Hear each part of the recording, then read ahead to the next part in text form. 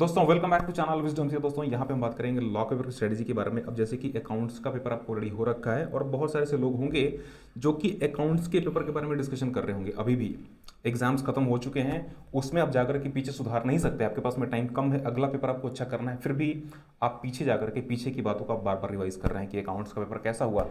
तो ऐसा बिल्कुल आपको करना नहीं है, बिल्कुल करने की जरूरत नहीं है। इसको आप देख सकते हैं एग्जाम्स के बाद भी। तो यहाँ पे केवल आपको लॉ के पेपर के बारे में सोचना है। तो पहली बात कि लॉ के पेपर में आपको दो दो चीज़ें हैं, एक तो एमसीक्यू है और दूसरा है डिस्क्रिप्टिव। एमसीक्यू में क्या है कि 30 मार्क्स का है और डिस्क्रिप्टिव 70 मार्क्स का है। अब एमसीक्यू बहुत ही ज़्यादा वेटेज रखता है, इसमें कम टाइम लगा करके और ज़्यादा नंबर आप स्कोर कर सकते हैं। तो सबसे पहली बात कि एमसीक्यू बिल्कुल आपको बहुत ही ध्यान से पढ़ना है और उसको आपको टिक मार्क करना है, क्योंकि बहुत ही ईजी है इसको आंसर करना है एमसीक्यू को। केवल आपको ए बी सी जो भी उसमें ऑप्शंस अवेलेबल है बस आपको उतना ही लिखना है, तो बहुत ही कम टाइम में और 30 का 30 एमसीक्यूज आप कर सकते हैं। तो सबसे पहली और सबसे इंपॉर्टेंट बात, एमसीक्यू पे बिल्कुल एज मच एज एमसीक्यूज आप फोकस कर सकते हैं, तो आप बिल्कुल आप फोकस करिए। अभी जैसे कि घर जा रहे हो इस टाइम पे ही चाहे तो एमसीक्यू करना शुरू कर सकते हैं अभी से ही।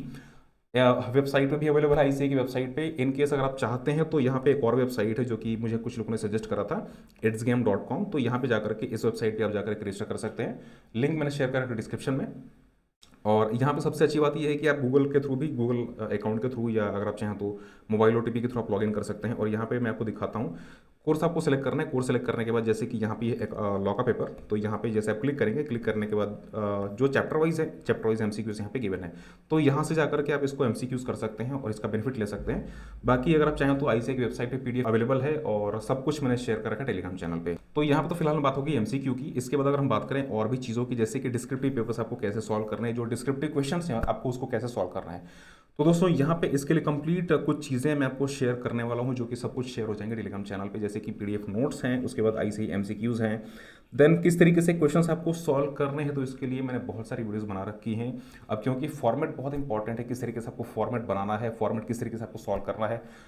जो आपका अगर हम बात करें केस स्टडीज़ की, केस स्टडीज़ के फॉर्मेट कैसे होने चाहिए। अब क्योंकि केस स्टडीज़ लोगों को आप आंसर्स आते हैं बट वो फॉर्मेट उनके पास में नहीं होता, किस तरीके से आपको प्रेजेंट करना है।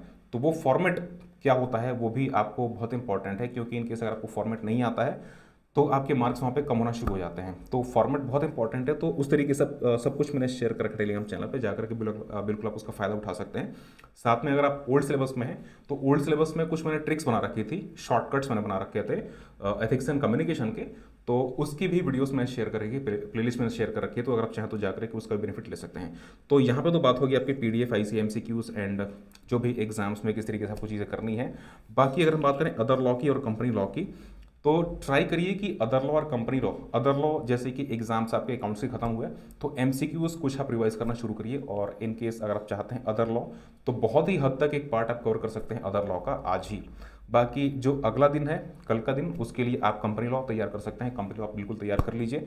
इसमें कंपनी लॉ में मोस्टली आपको करना क्या है कि आपको केस स्टडीज बेस्ड जो भी क्वेश्चन हैं एज मच एज पॉसिबल आप केस स्टडी करिए, क्योंकि केस स्टडी बहुत बार आता है। केस स्टडीज अब आने के चांसेस बहुत ज़्यादा हो गए हैं, प्रैक्टिकल क्वेश्चंस बहुत ज़्यादा आते हैं आजकल के टाइम में लॉ में।